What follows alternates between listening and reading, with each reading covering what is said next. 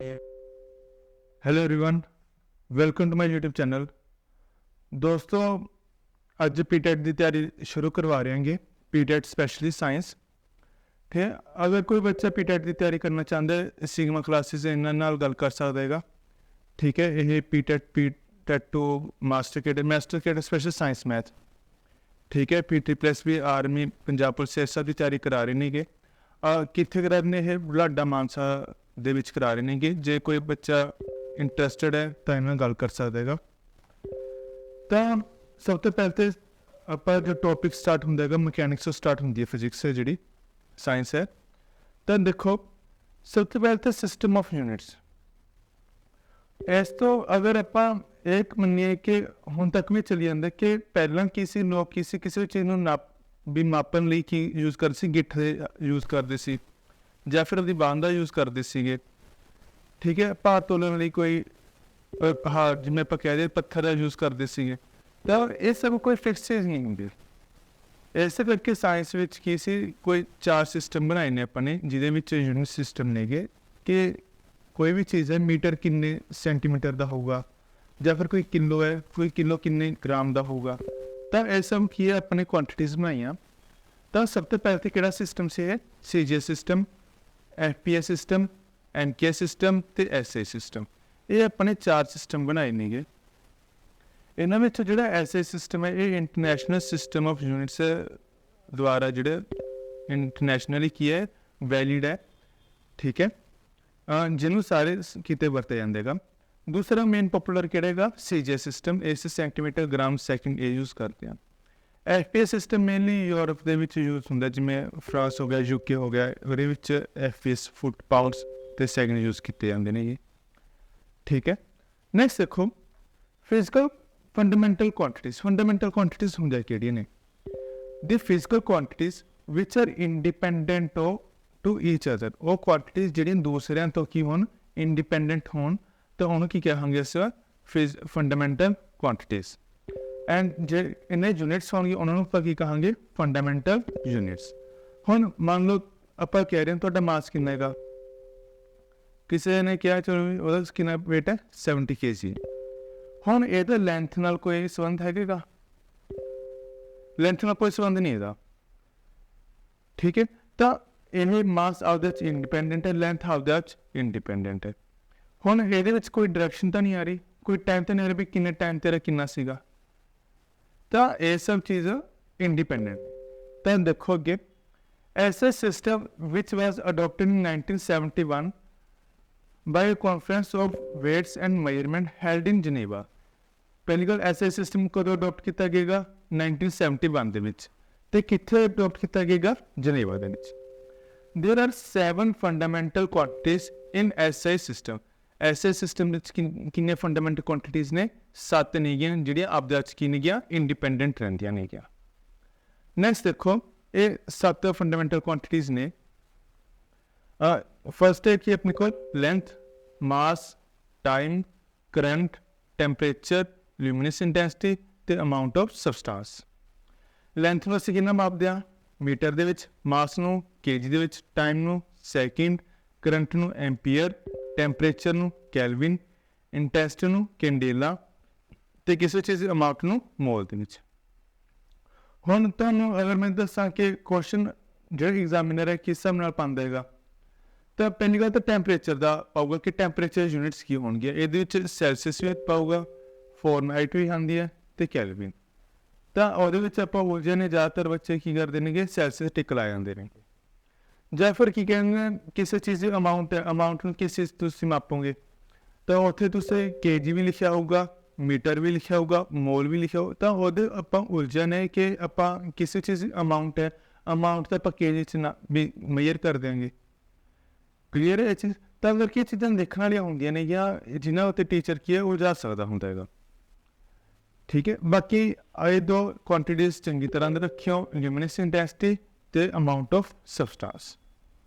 Next ਆਪਣੇ ਕੋਲ ਦੇਰ ਆਰ 2 ਸਪਲੀਮੈਂਟਰੀ ਫੰਡਾਮੈਂਟਲ ਯੂਨਿਟਸ ਇਨ SI ਸਿਸਟਮ। SI ਸਿਸਟਮ ਵਿੱਚ 2 ਸਪਲੀਮੈਂਟਰੀ ਫੰਡਾਮੈਂਟਲ ਯੂਨਿਟਸ ਵੀ ਨੇ। ਕਿਹੜੀਆਂ ਨੇ? ਰੇਡੀਅਨ ਅਤੇ ਸਟੈਰੇਡੀਅਨ।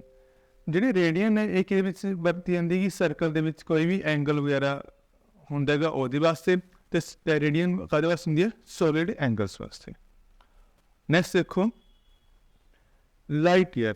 ਇਹ ਹੁਣ ਤਾਂ ਉਹਦਾ ਬਹੁਤ ਇੰਪੋਰਟੈਂਟ ਕੁਐਸਚਨ ਰਹੇਗਾ, ਭਾਵੇਂ ਪੀਟੈਟ ਹੋਵੇ, ਭਾਵੇਂ ਕੋਈ ਪੰਜਾਬ ਦੇ ਪੁਰਾਣੇ ਪੇਪਰ ਹੋਣ, PTPLS ਵੀ ਹੋਵੇ, ਬਹੁਤ ਵਾਰ ਕੁਐਸਚਨ ਪੁੱਛਣਦੇ ਕਿ ਲਾਈਟ ਈਅਰ ਕਿਸ ਚੀਜ਼ ਨੂੰ ਮਾਪਣ ਦੀ ਯੂਨਿਟ ਹੈ। ਦੇਖਦੇ ਹਾਂ ਪਹਿਲਾਂ ਲਾਈਟ ਈਅਰ, ਦ ਡਿਸਟੈਂਸ ਟਰੈਵਲ ਬਾਈ ਲਾਈਟ ਇਨ 1 ਈਅਰ ਇਨ ਵੈਕਿਊਮ। ਜਿਹੜੀ ਹੁਣ ਅੱਜ ਦੇ ਟਾਈਮ ਦੇ ਵਿੱਚ ਸਭ ਤੋਂ ਇੰਪੋਰਟੈਂਟ ਚੀਜ਼ ਯਾਦ ਕਰਨ ਲਈ ਉਹ ਕੀ ਹੈ? ਵੈਕਿਊਮ ਦੇ ਵਿੱਚ। ਟੀਚਰ ਕੁਐਸਚਨ ਕੀ ਬਣਾਊਗਾ?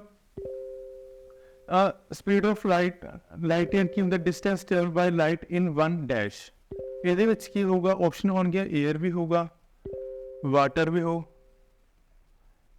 ਵੈਕਿਊਮ ਵੀ ਹੋਊਗਾ ਇਹਨਾਂ ਵਿੱਚ ਇੱਕ, ਤੇ ਹੋਰ ਕਿਹੜਾ? ਐਨੀ ਮੀਡੀਅਮ ਵੀ ਪਾ ਸਕਦੇ। ਚਲੋ ਤਾਂ ਉੱਥੇ ਆਪਾਂ ਇਹ ਚਾਂਸ ਬਣ ਜਾਂਦੇ ਨੇ ਕਿ ਆਪਾਂ ਏਅਰ ਦੇ ਉੱਤੇ ਟਿਕ ਲਾਈਏ।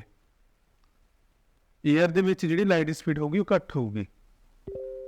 ਤਾਂ ਇਹ ਚੀਜ਼ ਦੇਖਣ ਵਾਲੀਆਂ ਹੁੰਦੀਆਂ ਨੇ। ਜਾਂ ਫਿਰ ਇਸ ਤੋਂ ਪਹਿਲਾਂ ਅਗਰ ਆਪਾਂ ਪਿਛਲੇ ਪੀਟੈਟ ਦੇ ਪੇਪਰਾਂ ਦੀ ਗੱਲ ਕਰੀਏ ਤਾਂ ਕੁਐਸਚਨ ਆਉਂਦਾ ਸੀ ਲਾਈਟ ਈਅਰ ਕਿਸ ਚੀਜ਼ ਨੂੰ ਮੇਜਰ ਕਰਨ ਦੀ ਯੂਨਿਟ ਹੈ, ਉੱਥੇ ਟਾਈਮ ਪੱਕਾ ਲਿਖਿਆ ਹੁੰਦਾ ਸੀਗਾ। ਕਿਉਂ? ਉਹਦੇ ਈਅਰ ਹੈਗਾ ਤਾਂ ਸਟੂਡੈਂਟਸ ਕੀ ਕਰਦੇ ਸੀਗੇ? ਟਾਈਮ ਤੇ ਡਾਇਰੈਕਟ ਟਿਕ ਕਰ ਜਾਂਦੇ ਸੀਗੇ, ਪਰ ਇਹ ਕਿਸ ਚੀਜ਼ ਦੀ ਯੂਨਿਟ ਹੈਗੀ? ਡਿਸਟੈਂਸ ਵਾਸਤੇ ਯੂਜ਼ ਕੀਤੀ ਹੁੰਦੀ ਹੈ। ਓਕੇ, ਹੁਣ ਇਹਦੀ ਵੈਲਿਊ ਕਿੰਨੀ ਹੈਗੀ? 9.46 ਇੰਟੂ 10⁻15 ਮੀਟਰ। ਇੱਕ ਲਾਈਟ ਈਅਰ ਦੇ ਵਿੱਚ ਜਿਹੜੀ ਲਾਈਟ ਹੈ ਇੱਕ ਈਅਰ ਦੇ ਵਿੱਚ ਵੈਕਿਊਮ ਵਿੱਚ ਕਿੰਨਾ ਡਿਸਟੈਂਸ ਟਰੈਵਲ ਕਰੂ? 9.46 ਇੰਟੂ 10⁻15 ਮੀਟਰ। ਪਾਰਸੈਕ ਦੇਖੋ, ਪਾਰਸੈਕ ਕੀ ਹੈਗੀ? ਦ distance at which an arc of length equal to 1 astronomical unit subtends an angle of 1 second at a point। ਜਿਹੜਾ ਕੀ ਹੈਗਾ? ਇੱਕ ਆਰਕ ਲੈਂਥ ਕਿਹਦੇ ਇਕੁਅਲ ਹੋਵੇ? ਐਸਟਰੋਨੋਮਿਕਲ ਯੂਨਿਟ ਦੇ ਹੋਵੇ, ਤੇ ਉੱਥੇ ਕਿੰਨੇ ਡਿਗਰੀ ਐਂਗਲ ਬਣਾਵੇ? 1 ਸੈਕਿੰਡ ਦਾ ਐਂਗਲ ਬਣਾਵੇ। ਉੱਥੇ ਜਿੰਨਾ ਡਿਸਟੈਂਸ ਬਣੂਗਾ ਉਹਨੂੰ ਕੀ ਕਹਾਂਗੇ ਅਸੀਂ? ਪਾਰਸੈਕ। ਇਹਦੀ ਵੈਲਿਊ ਕਿੰਨੀ ਹੋ ਗਈ? 3.085 ਇੰਟੂ 10⁻16 ਮੀਟਰ। 1 ਐਸਟਰੋਨੋਮਿਕਲ ਯੂਨਿਟ ਕਿੰਨੀ ਹੁੰਦੀ ਹੈ? ਧਰਤੀ ਤੋਂ ਲੈ ਕੇ ਸੂਰਜ ਤੱਕ ਦੀ ਜਿਹੜਾ ਡਿਸਟੈਂਸ ਹੋਊਗਾ ਉਹ ਕੀ ਹੋਊਗਾ? 1 ਐਸਟਰੋਨੋਮਿਕਲ ਯੂਨਿਟ ਕੀ ਹੋਊਗਾ? 1.49 ਇੰਟੂ 10⁻11 ਮੀਟਰ। ਇਹ ਯੂਨਿਟਸ ਤੁਸੀਂ ਯਾਦ ਰੱਖੋਗੇ, ਬਹੁਤ ਇੰਪੋਰਟੈਂਟ ਯੂਨਿਟਸ ਨੇ। ਇਹਨਾਂ ਵਿੱਚੋਂ ਕੁਐਸਚਨ ਆ ਸਕਦਾ ਹੈਗਾ। ਹਮੇਸ਼ਾ ਟੀਚਰ ਕੀ ਥੋੜ੍ਹਾ ਲੈਵਲ ਕੀ ਟਫ ਕਰਨ ਦੀ ਟਰਾਈ ਕਰ ਦੇਗਾ। ਅਗਰ ਪਹਿਲਾਂ ਨਹੀਂ ਆਇਆ ਇਸ ਤਰ੍ਹਾਂ ਦਾ ਤਾਂ ਹੁਣ ਪੱਕਾ ਇਹ ਕੁਐਸਚਨ ਆ ਸਕਦਾ ਹੈਗਾ। ਹੁਣ ਚਲੋ ਇਹ ਚੀਜ਼ ਠੀਕ ਹੈ, ਕੁਐਸਚਨ ਹੋ ਗਏ। ਐਂਡ ਦੱਸੋ ਕਿ ਕਿਸੇ ਚੀਜ਼ ਨੂੰ ਮੇਜਰ ਕਰਨ ਲਈ ਸਭ ਤੋਂ ਵਧੀਆ ਮੈਥਡ ਕਿਹੜਾ ਹੈ, ਜਾਂ ਸਭ ਤੋਂ ਵੱਧ ਆਪਾਂ ਡਿਸਟੈਂਸ ਕਿਹਦੇ ਵਿੱਚ ਮਾਪ ਸਕਦੇ ਹਾਂ? ਲਾਈਟ ਈਅਰ ਦੇ ਵਿੱਚ, ਐਸਟਰੋਨੋਮਿਕਲ ਯੂਨਿਟ, ਜਾਂ ਫਿਰ ਪਾਰਸੈਕ? ਤਾਂ ਸਭ ਤੋਂ ਡਿਸਟੈਂਸ ਆਪਾਂ ਕਿਹਦੇ ਵਿੱਚ ਮਾਪ ਸਕਦੇ ਹਾਂ? ਪਾਰਸੈਕ ਦੇ ਵਿੱਚ। ਕਲੀਅਰ? ਨੈਕਸਟ ਦੇਖੋ, ਹੁਣ ਕੁਝ ਯੂਨਿਟਸ ਨੇ ਜਾਂ ਇਹਨਾਂ ਵਿੱਚੋਂ ਐਂਗਸਟਰੋਮ ਬਹੁਤ ਇੰਪੋਰਟੈਂਟ ਹੈ, ਟੀਚਰ ਪੁੱਛ ਲੈਂਦੇ ਨੇ। ਜਾਂ ਇੱਕ ਫਰਮੀ ਦੇਖੋ, ਇੱਕ ਮਾਈਕਰੋਨ ਦੇ ਵਿੱਚ ਕਿੰਨੇ ਹੁੰਦੇ ਨੇ? 10⁻16 ਮੀਟਰ। ਐਂਗਸਟਰੋਮ ਦੇ ਵਿੱਚ 10⁻10 ਮੀਟਰ। ਨੈਨੋਮੀਟਰ ਵਿੱਚ 10⁻9 ਤੇ ਫਰਮੀ ਵਿੱਚ 10⁻15। ਹੁਣ ਆਪਣੇ ਕੋਲ ਦੋ ਤਰ੍ਹਾਂ ਦੇ ਯੂਨਿਟਸ ਹੁੰਦੀਆਂ ਨੇ। ਇੱਕ ਤਾਂ ਹੁੰਦੀਆਂ ਨੇ ਆਪਣੇ ਕੋਲ ਸਕੇਲਰ ਯੂਨਿਟਸ, ਇੱਕ ਹੁੰਦੀਆਂ ਨੇ ਆਪਣੇ ਕੋਲ ਵੈਕਟਰ ਯੂਨਿਟਸ। ਸਕੇਲਰ ਯੂਨਿਟਸ ਕਿਹੜੀਆਂ ਹੁੰਦੀਆਂ ਨੇ? ਇਹ ਵੈਸੇ 9th ਕਲਾਸ 'ਚ ਆ ਜਾਂਦਾ ਹੈਗਾ ਇਹ ਚੀਜ਼, ਸਾਇੰਸ ਦੇ ਟੌਪਿਕ ਦੇ ਵਿੱਚ। ਦੇਖੋ ਇਹ ਚੰਗੀ ਤਰ੍ਹਾਂ, ਵਿਚ has only magnitude and no direction. ਉਹ ਯੂਨਿਟਸ ਜਿਹਦੇ ਕੋਲ ਮੈਗਨੀਟਿਊਡ ਤਾਂ ਹੋਵੇ ਪਰ ਡਾਇਰੈਕਸ਼ਨ ਨਾ ਹੋਵੇ, ਉਸ ਚੀਜ਼ ਨੂੰ ਅਸੀਂ ਕੀ ਕਹਾਂਗੇ? Scaler quantities. ਐਗਜ਼ਾਮਪਲ ਲੈਂਥ, ਮਾਸ, ਟਾਈਮ। ਹੁਣ ਅਗਰ ਮੈਂ ਕਹਾਂ ਤੁਹਾਡਾ ਮਾਸ ਕਿੰਨਾ ਹੈਗਾ? ਤੁਹਾਨੂੰ ਕਿਹਾ 70 kg। ਮੈਂ ਤਾਂ ਨਹੀਂ ਪੁੱਛਿਆ ਨਾ ਕਿਹੜੀ ਡਾਇਰੈਕਸ਼ਨ ਦੇ ਵਿੱਚ ਹੈ। ਜਾਂ ਫਿਰ ਮੈਂ ਪੁੱਛਿਆ ਤੁਹਾਡੇ ਤੋਂ ਅੰਮ੍ਰਿਤਸਰ ਤੋਂ ਲੈ ਕੇ ਚੰਡੀਗੜ੍ਹ ਤੱਕ ਦਾ ਡਿਸਟੈਂਸ ਕਿੰਨਾ ਹੈਗਾ, ਤਾਂ ਤੁਸੀਂ ਕਹੋਗੇ ਵੀ ਚਲੋ 250 ਮੰਨ ਲੈਂਦੇ ਹਾਂ, 250 ਮੀਟਰ ਹੈ। ਹੁਣ ਇਹ ਤਾਂ ਨਹੀਂ ਹੈਗਾ ਵੀ ਕਿਹੜੀ ਡਾਇਰੈਕਸ਼ਨ, ਇਸ ਡਾਇਰੈਕਸ਼ਨ 250 ਹੋਊਗਾ, ਇਸ 'ਚ 250 ਹੋਊਗਾ। ਓਬਵੀਅਸ ਇਹਦਾ ਕੋਈ ਚੀਜ਼ ਹੋਣ ਵਾਲੀ ਚੀਜ਼ ਹੈ ਨਹੀਂ ਗੀ। ਤਾਂ ਇਹਦੇ ਵਿੱਚ ਕੋਈ ਵੀ ਡਾਇਰੈਕਸ਼ਨ ਨਾਮ ਦੀ ਚੀਜ਼ ਨਹੀਂ ਹੁੰਦੀ। ਵੈਕਟਰ ਕੁਆਂਟੀਟੀਜ਼ ਦੇਖੋ, ਵੈਕਟਰ ਕੁਆਂਟੀਟੀਜ਼ ਵਿਚ ਹੈ both magnitude as well as direction. ਉਹ ਕੁਆਂਟੀਟੀਜ਼ ਜਿਹਦੇ ਵਿੱਚ ਕੀ ਹੋਵੇ? ਮੈਗਨੀਟਿਊਡ ਵੀ ਹੋਵੇ, ਡਾਇਰੈਕਸ਼ਨ ਵੀ ਹੋਵੇ, ਉਹਨਾਂ ਨੂੰ ਕੀ ਕਹਾਂਗੇ ਅਸੀਂ? Vector quantities. ਜਿਵੇਂ ਕਿ ਫੋਰਸ, ਡਿਸਪਲੇਸਮੈਂਟ, ਇੰਪਲਸ। ਹੁਣ ਫੋਰਸ ਹੈ, ਮੈंने ਕਿਹਾ ਫੋਰਸ ਲਗਾਈ, ਮੈंने 5 ਨਿਊਟਨ ਦੀ ਫੋਰਸ ਲਗਾਈ। ਹੁਣ ਅਗਰ ਕਿਸੇ ਬੋਡੀ ਤੋਂ ਤੁਸੀਂ 5 ਨਿਊਟਨ ਦੀ ਫੋਰਸ ਲਾ ਰਹੇ ਹੋ, ਕਿਹੜੀ ਡਾਇਰੈਕਸ਼ਨ ਵਿੱਚ? ਰਾਈਟ ਹੈਂਡ ਸਾਈਡ ਲਾ ਰਹੇ ਹੋ, ਲੈਫਟ ਹੈਂਡ ਸਾਈਡ ਲਾ ਰਹੇ ਹੋ, ਕਿਹੜੀ ਅਪਰ ਸਾਈਡ ਲਾ ਰਹੇ ਹੋ, ਕਿਹੜੀ ਡਾਇਰੈਕਸ਼ਨ 'ਚ ਲਾ ਰਹੇ ਹੋ ਤੁਸੀਂ? डिसप्लेसमेंट है, मान लो कोई परसन है और तुरदा होया उरे तक पहुँच गया ए पॉइंट तो बी पॉइंट तक, तो ये डिसप्लेसमेंट क्यों, डिसप्लेसमेंट होंगी है शॉर्टेस्ट पाथ ट्रैवल, तो ਇਹਦਾ पाथ की होगा एक, मान लो ये 10 ਸੀਗਾ, ये 5 है, ये भी कितना है 10, तो डिसप्लेसमेंट कितनी होगी 5 होगी। ठीक है, डिस्टेंस 25 हो जाएगा पर डिसप्लेसमेंट कितनी होगी 5 होगी। चलो क्वेश्चन क्वांटिटीज है, स्केलर ने कि फिजिक हाँ वेक्टर ने गया। क्वेश्चन आ सकता है dash is which type of quantity, तो देखो वर्क है, वर्क किस तरह की क्वांटिटी है, स्केलर है कि वेक्टर है, density, gravity, angular acceleration, momentum, इन्होंने सब चों किहड़ी स्केलर क्वांटिटीज ने किहड़े वेक्टर क्वांटिटीज ने, तुसी दसो यह चीज़। तुहाडे कोल ये 5 सेकंड का काम हैगा, तुसी गैस कर सकते होगे, इस अदर टाइम अगर पेपर से लै रहे हो तो गलत हैगा। तो देखो जो वर्क है, वर्क का फार्मूला की होंगे F dot D S, force into displacement. Force की क्वांटिटी है वेक्टर है, डिसप्लेसमेंट की है वेक्टर है, पर वर्क की क्वांटिटी है स्केलर क्वांटिटी है।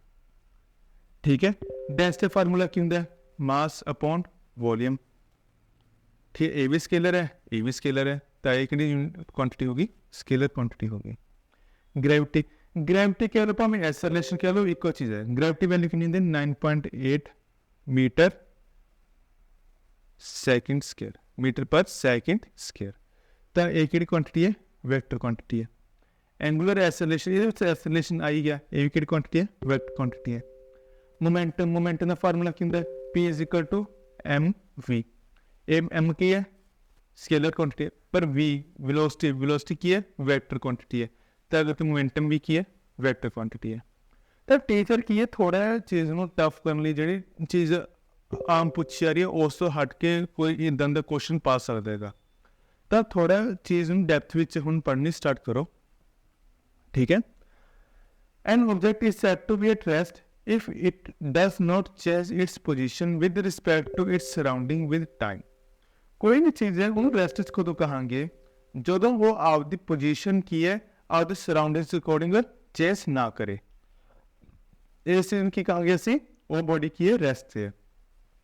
तो मोशंस को कदों कहांगे if it changes its position with respect to its surrounding with time, मतलब आदे आले दुआले के मुताबिक जो कोई बॉडी है वो की करेगा पोजीशन चेंज करे, तो उस चीज़ की कहांगे असी वो चीज़ की है मोशन के है। नेक्स्ट देखो डिस्टेंस एंड डिसप्लेसमेंट, डिस्टेंस की है डिसप्लेसमेंट की है, हुण आपां पढ़ के हटे सीगे, दोबारा तो देख देंगे। The length of the actual path travelled by an object during motion in a given interval of time is called distance traveled by the object।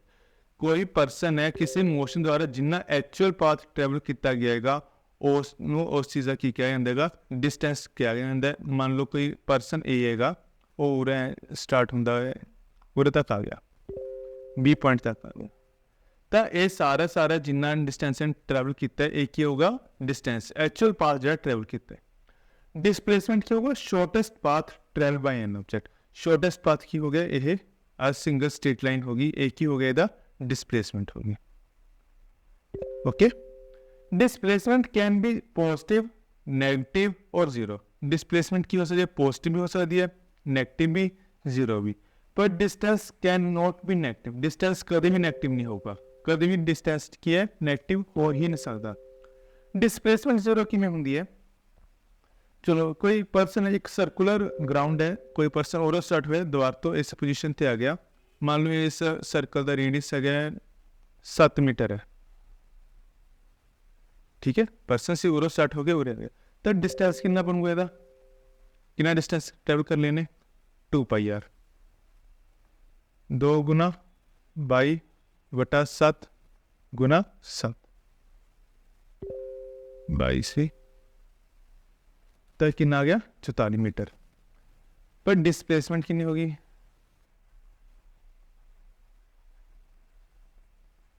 Zero, जिथे चलिया सीगा उत्थे वापस आ गया तो डिसप्लेसमेंट की होगी जीरो होगी। ओके, नेक्स्ट देखो distance is a scalar quantity, distance की एक स्केलर क्वांटिटी है जबकि डिसप्लेसमेंट की एक वेक्टर क्वांटिटी है। If an object travel equal distance in equal interval of time, then it is said to be uniform motion. कोई object हैगा, मान लो ए तो बी तक कोई पोजीशन हैगी, पूरे 1 घंटे विच ਇਹ कितना डिस्टेंस ट्रैवल कर लिया, मान लो 5 किलोमीटर ट्रैवल करता 1 घंटे विच, अगले 1 घंटे विच फिर 5 किलोमीटर, अगले 1 घंटे विच 5 किलोमीटर, अगले 1 घंटे 5 किलोमीटर, अगले घंटे 5, तो हरेक थां ते हरेक घंटे विच कितना ट्रैवल करी जांदा है, 5 किलोमीटर ट्रैवल करी जांदा है। तो इस थ्रू की कहांगे असीं यूनीफॉर्म मोशन है बई, जिन्ना इंटरवल टाइम सीगा उन्ना ही की कीता इहने डिस्टेंस ट्रैवल कीता है। नॉन यूनीफॉर्म कित्थे कहांगे, जिथे ट्रैवल्स अनइक्वल डिस्टेंस ट्रैवल करे in equal interval of time, equal interval of time दे विच की करे डिस्टेंस ट्रैवल करे। मान लो पहले घंटे विच 5 किलोमीटर किया, अगले च 10 करता, अगले च 20 करता, 20 किलोमीटर ट्रैवल करता, अगले च जमी 1 किलोमीटर ट्रैवल किया, रश हो गया, मान लो किलोमीटर होगा के जी पता, ठीक है, अगले फिर 10 किलोमीटर ट्रैवल करता, तो उरे की है चेंज हो जाती है चीज़, टाइम तो सारे उरे भी 1 घंटा से उरे भी 1 घंटा से, पर उरे की डिस्टेंस इक्वल ट्रैवल हो जा रहा है, उरे डिस्टेंस की है अलग अलग ट्रैवल हो रहा है। नेक्स्ट देखो, the distance covered by an object by a moving body in a unit time interval is called speed. Speed की होगी किसी बॉडी द्वारा जिन्ना डिस्टेंस ट्रैवल किया गया एक यूनिट टाइम दे विच, उन की कहांगे आपां स्पीड। स्पीड का फार्मूला की हो गया distance travel upon time taken. हुण एज इंस्टेंटेनियस स्पीड की है, the speed of at an instant of time is known as instantaneous speed. मान लो कोई पर्सन हैगा, उरों लैके उरे तक जाई जांदा है, ये तो भी मैंने कहा मैं इस सैकेंड दस मैंने तेरी स्पीड कितनी है, क्लीयर है। हुण मतलब कोई पर्सन अगर अमृतसर तो कितने चंडीगढ़ जाई जांदा हैगा, तो मैंने कहा बचा ले कोई एक रास्ते उत्ते बिल्कुल जो तू सड़क उत्ते खड़ा सी, और तेरी स्पीड कितनी सी वो दस, तो उस की कहा गया सी इंस्टेंटेनियस स्पीड, उस इंस्टेंट उत्ते उस सैकेंड उत्ते तेरी स्पीड कितनी है। एवरेज स्पीड की होंगी है total distance travelled upon time taken, पूरा जिन्ना टोटल डिस्टेंस ट्रैवल किया है तो टोटल टाइम लग गया, उनकी कहा गया सी एवरेज स्पीड। हुण मान लो अमृतसर तो चंडीगढ़ जा रहे हैं आप 250 किलोमीटर लिया सी अपने, ठीक है, मान लो कितना टाइम लग गया अपन 5 घंटे लग गए,